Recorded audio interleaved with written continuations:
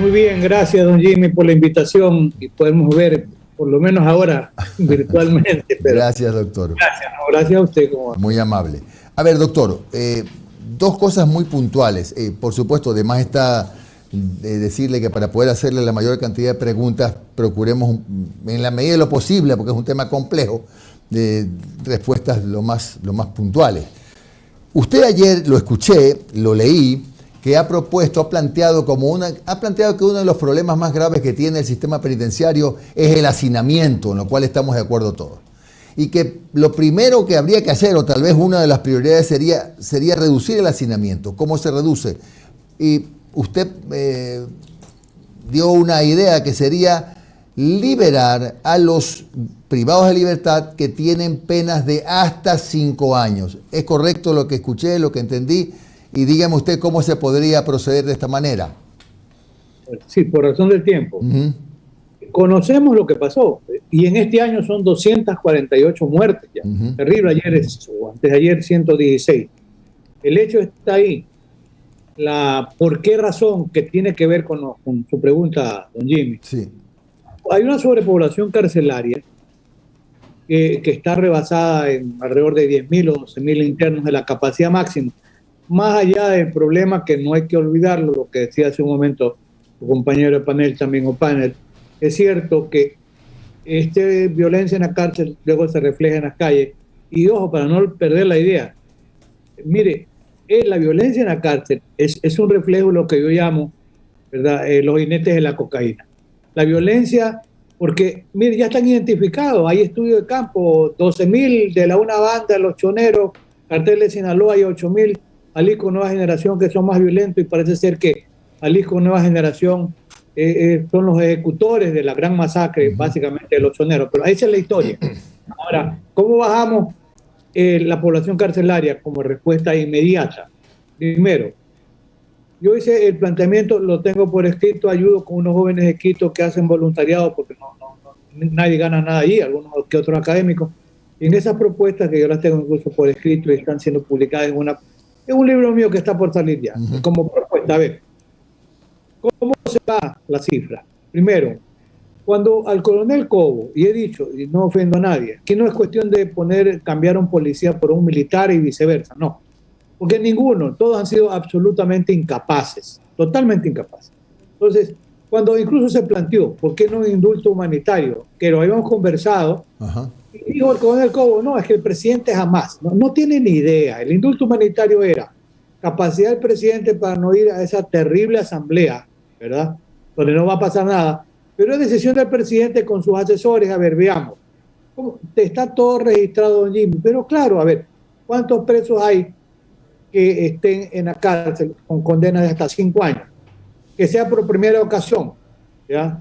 Porque son delitos menores. Claro. El presidente en un día puede hacer un decreto con un asesor que le diga cómo hacerlo, firmar y salen en libertad de cumplimiento inmediato. Por lo menos, se ha estimado que saldrían 5.000 presos. Se ha considerado. Dos, el coronel Cobo dijo lo que es grave y no puede pasar por alto. Dijo que él sabía que habría en la cárcel muchas personas que han cumplido ya la pena, que no salen en libertad porque, bueno, los jueces, el otro día lo escuché al presidente de la Corte Nacional, es un pésimo argumento decir que no hay jueces suficientes.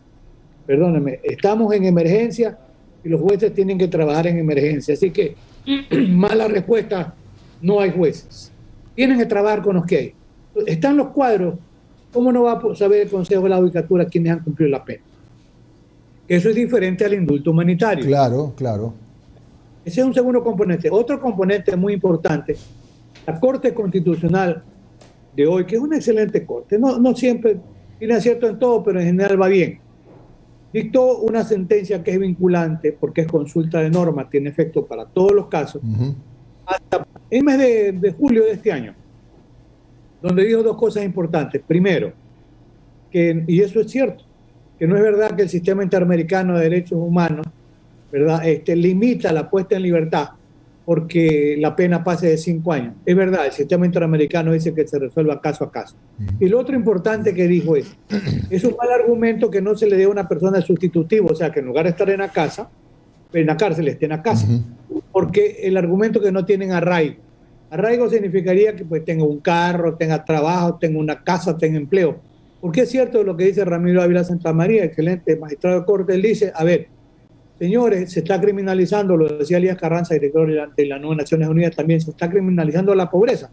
O sea que alguien, porque tiene una casa, un carro, un negocio, él va con arresto domiciliario, con sustitutivo. El otro, que es pobre, no puede ir. Entonces, ahora ya existe esa sentencia vinculante. Hay que examinar todos los casos en qué.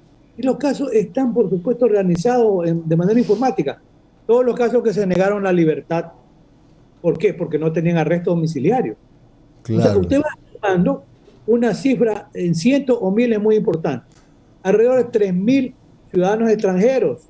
Se dice que son 5.000 más o menos. Ya. Pero cerca de 3.000 ya tienen condena en firme. Y dijo el presidente Lasso, pero yo no sé si es que los asesores ni siquiera le recuerdan, dijo que había conversado con el presidente Duque de Colombia y le había dicho, los colombianos que estén con condena, envíelos a mi país, ya nosotros veremos qué hacen, porque claro. era convenio de la Asociación. Eran hasta hace 2 meses alrededor de 2.850, debe estar en unos 3.000. Ya. Mire, son algunas miles de ciudadanos que podrían recuperar la libertad en una, así un comité de emergencia, como quiera llamarle, trabaja en 2 semanas. Claro. En 2 semanas. Oiga, doctor, acá nos escriben bastante al muro diciendo que hay mucha gente que efectivamente tiene familiares que ya cumplieron su condena o que fueron beneficiados con esta reducción, etcétera, etcétera, pero que el trámite se demora meses a veces, 2 meses, 3 meses, 4 meses. ¿Eso es verdad? Claro, Jimmy, mire, ahí está, y le digo Jimmy porque yo soy más viejo. No, sí, está bien. Además que mi nombre es Jimmy. Vamos, que es más coloquial además, más confianza. ¿Cómo no, doctor? Mire. Sí, era ese tema que había que agregar. Hay la fase de prelibertad o libertad anticipada, que hoy es un poco dura, requiere el 80% del cumplimiento efectivo de la pena para poder salir en libertad y después de unos días regresar a la cárcel. Y el 60% en una fase de libertad más controlada.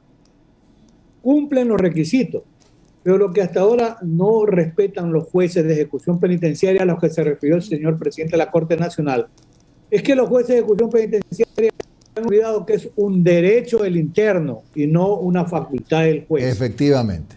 Allí tiene que actuar el Consejo de la Judicatura, preocuparse de temas como este, que son importantes. A ver, ¿qué casos están pendientes? ¿Cómo no va a saber? Pues, ¿cuántas peticiones hay de libertad? Ahí tiene que trabajar la Defensoría Pública. Y esos jueces, miren, los jueces no actúan, no todos, pero muchos. Porque escucho a gente muy pobre que a veces se hace en mi oficina alguna gestión pro bono porque hay abogados que están entrenándose y bueno, y lo hacen de manera gratuita. No tienen ni para sacar fotocopia, entonces hay que prestarle el bolsillo que saquen. Digo, ¿y por qué no la tiene? Ya cuando me dice, quiero hablar con el doctor, porque el juez está muy ocupado, el juez dice que venga mañana, y pasan meses y pasan meses. Esos jueces indolentes, a estos jueces indolentes tienen que votarlo a la función judicial. Perdóname, es que no puede ser que haya gente que tiene todos los requisitos y no se los ponga libre. O sea, con estos componentes muy rápidos que hemos mencionado, más de 10.000 presos podrían salir. Más de 10.000. Claro. Ahora, el tema está, ¿qué hacer en ese momento con respecto a eventuales medidas aplicando la ley? Hay otras. Claro. Hay otras, por ejemplo, que yo vengo sosteniendo muchos años. La prisión preventiva en Ecuador se dicta cuando la pena mínima del delito es a partir de 1 año. Ajá. En España, a partir de 6 años. En Perú, a partir de 4 años. Como yo le digo a mis estudiantes, cuando yo era estudiante como ustedes hace 50 años, estaba bien. La pena máxima era 16 años, estaba bien que la prisión preventiva fuera a partir de 1 año. Pero hoy tenemos penas acumuladas de hasta 40 años. Claro. Entonces, yo tengo mucho tiempo un proyecto que dice que la pena mínima que debe haber para la prisión preventiva debe ser a partir de 5 años. Además, doctor, además, bueno, yo no soy abogado, pero entiendo que la prisión preventiva es de última ratio, o sea, de última instancia. Desgraciadamente, muchos jueces, no todos, abusan de la prisión preventiva y las cárceles están pobladas. Dicen que, no me consta, pero algo debe haber de estadística, el 30% de los privados de libertad están con prisión preventiva. Así es, don Jim. Y ojo, Ecuador tiene un pésimo precedente. En el 1997 está primero el caso Suárez Rosero, condenado en el Ecuador por abuso con prisión preventiva. Está el caso 2005, Daniel Tibi, el francés, condenado a Ecuador por prisión preventiva. Está el caso Chaparro, 2007, condenado a Ecuador por abuso con la prisión preventiva. Es decir, tenemos claro. precedentes. Es decir, no sé, eso lo conocen muchos asesores y consultores.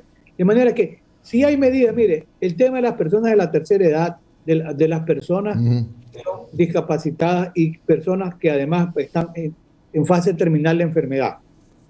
Hace 16 años, hay un proyecto de mi autoría, quedó votado por allí, solo tomaban los delitos ecológicos y algo más. ¿Qué proponía? Es rápido. Enfermos en fase terminal, a ver, que sean médicos de la Procuraduría, de Medicina Legal, los que sea, dicen, a ver, esta persona está en fase terminal, tiene este estado de SIDA, de cáncer. Ya. El juez, no, qué asamblea con indulto, claro. Qué el juez, con este examen declara, extinguía la acción penal, si es que hay un proceso en marcha, o extinguía la pena, ¿verdad? Si es que ya está con una sentencia condenatoria en firme.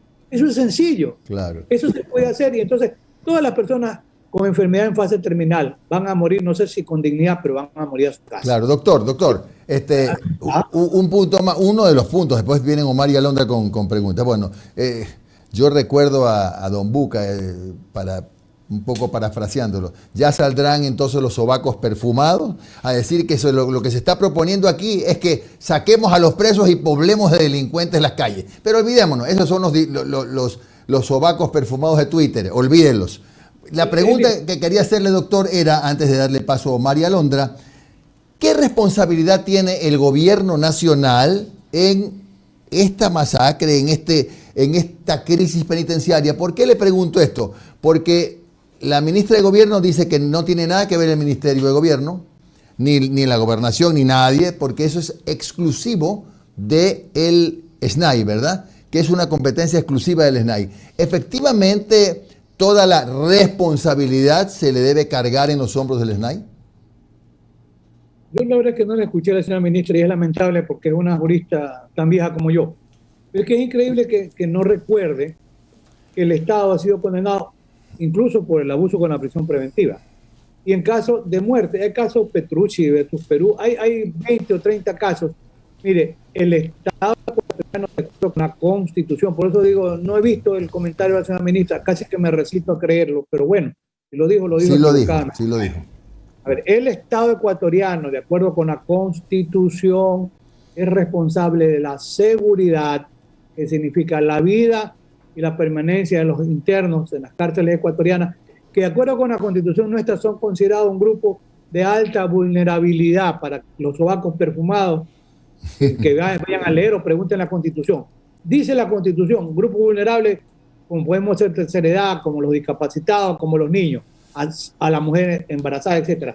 Así de simple y sencillo. Y el Código Orgánico Integral Penal del 2014 dice que el Estado debe velar por la seguridad. No es el presidente Lazo, no es la ministra, no es el gobernador, es el Estado ecuatoriano.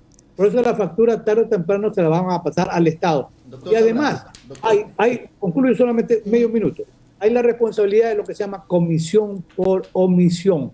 Aquí hay un delito que se llama delito especial de garante, de custodio, que es el Estado. Ni el SNAI ni el presidente. Dice, no impedir un acontecimiento cuando se tiene la obligación jurídica de impedirlo, equivale a ocasionarlo. Fin de la historia. Doctor Zambrano, doctor Zambrano, Omar Jaén le saluda. Muchas gracias por su tiempo, doctor. Es decir, que por los hechos de antes de ayer o del día martes, perdón, se nos pueden venir demandas internacionales contra el Estado ecuatoriano. Pero por supuesto, pero si hay un requerimiento de la Comisión Interamericana de Derechos Humanos que se hizo público, no sé si se habrán borrado todos los datos, donde le observa después de las masacres, de la de febrero, de la de junio, le dice, señores, el Estado es responsable por la seguridad y por la vida de los internos. Y le dice, por favor, actúe. La Corte Constitucional de Ecuador, en marzo de este año, después de la primera masacre de 79 muertos, hizo una reprimenda severa. Ahí están las publicaciones. Le dice, ha habido 3 estados de emergencia. El SNAI no tiene ningún plan para nada.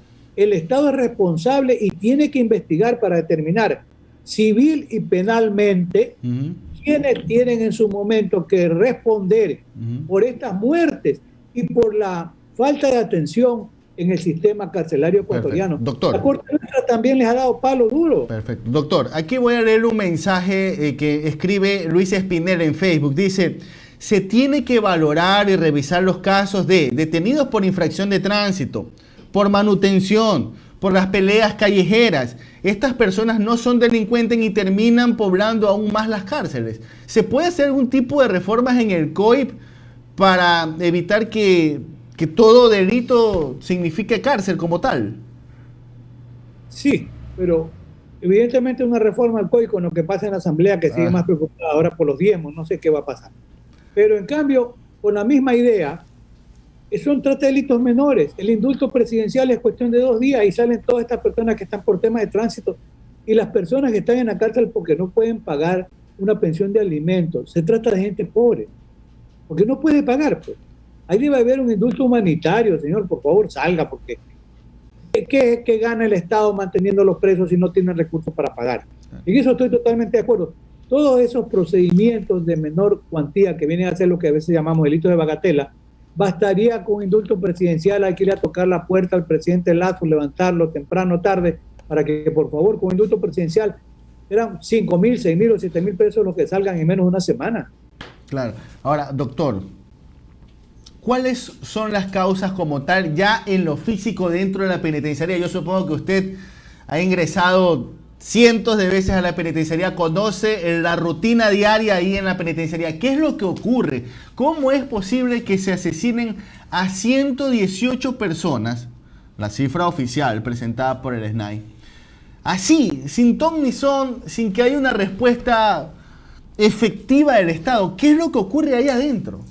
A ver, primero, sí, es verdad, yo toda la vida he litigado en el ámbito penal. Yo iba a la cárcel de Guayaquil, iba a la cárcel de Quito, a algunas cárceles en el país, a la cárcel de Ipiapa, pero estoy hablando de 8 o 10 años.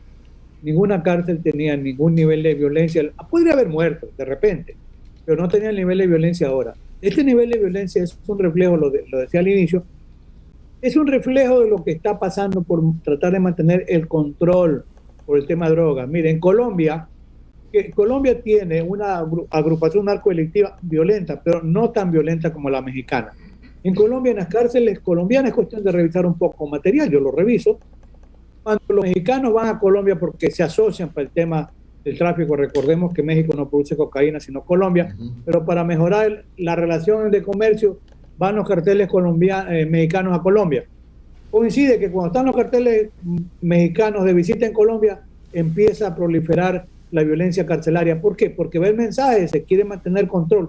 ¿Qué es lo que pasa en la cárcel de Guayaquil? Mire, es la cárcel ecuatoriana, pero la cárcel de Guayaquil es el punto más alto porque es la de mayor población carcelaria.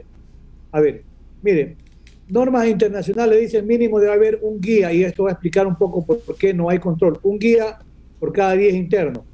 Si hay 38.000 presos, tendría que haber 3.800 guías, pero para 2 turnos, porque no pueden hacer 24 horas. Entonces, en 2 turnos serían 7.600. Eso es prioritario. No hay cantidad de guías, los guías sucumben.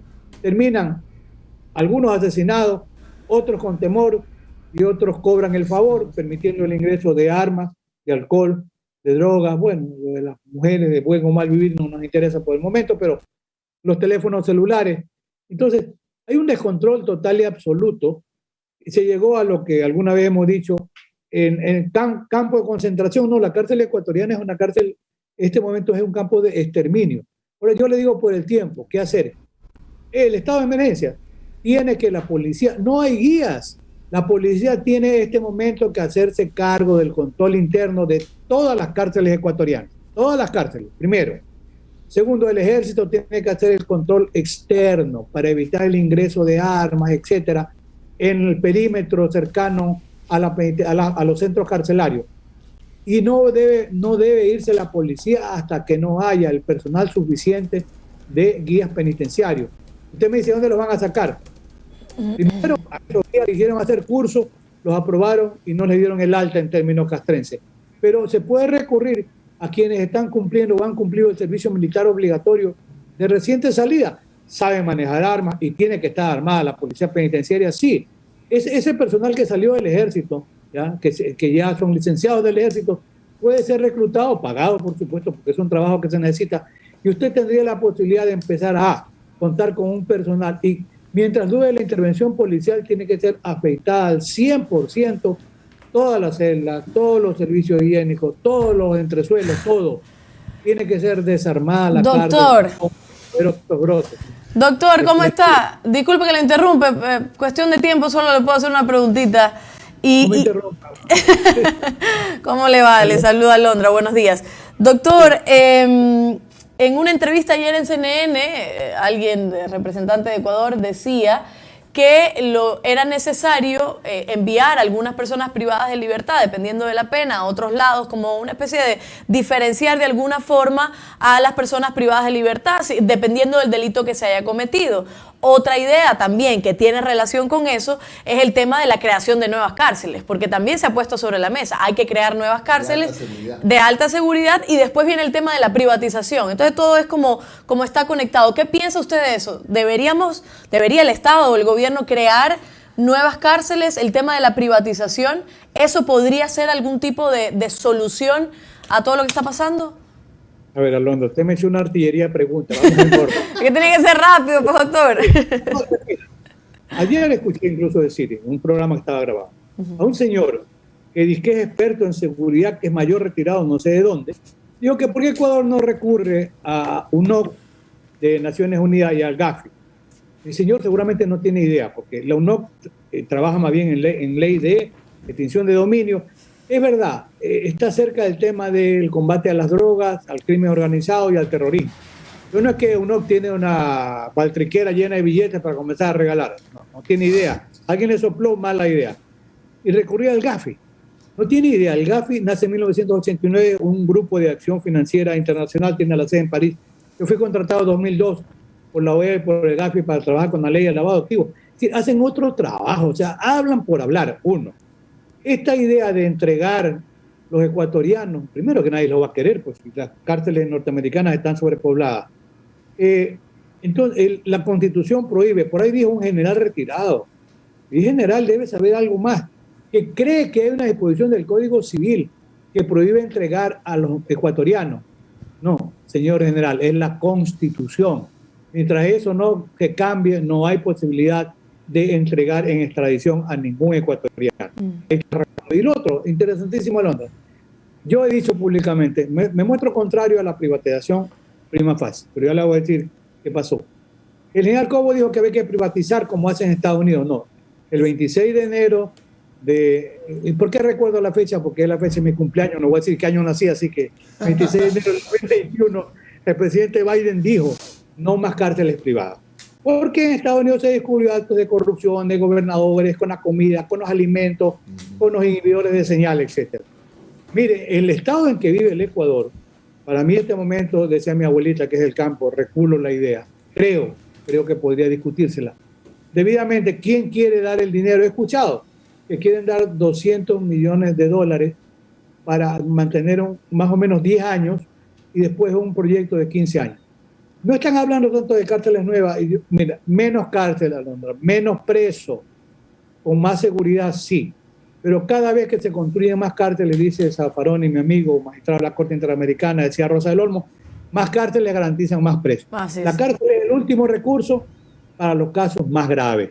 Acordemos toda esa gente que está por delitos menores, quedémonos con las cárceles, hay que mejorarlas. Si es que alguien está dispuesto a invertir ese dinero, que sé que lo pueden ganar con las llamadas telefónicas, los inhibidores, bueno, pongamos las reglas claras, porque el Estado no tiene recursos. Yo por eso admito la posibilidad de conversar públicamente. A ver, tiene que haber una unidad de control sobre todo ese trabajo que se haga. Entonces, allí, mire, yo en este momento pensaría que es una salida de emergencia conveniente y necesaria, porque hay quien quiera poner el dinero, que tampoco es gratis, por si acaso. Hay que ver cómo está el tema de la comida, cuánto les dan, cuánto se ganan los que manejan la comida en las cárceles, etc. Entonces, sí, Alondra, podría ser una posibilidad. Admito que es conveniente discutirla o conversarla. Doctor Alfonso Zambrano Pasquel, siempre un gusto conversar con usted. Que tenga usted un excelente día, doctor. Muy amable.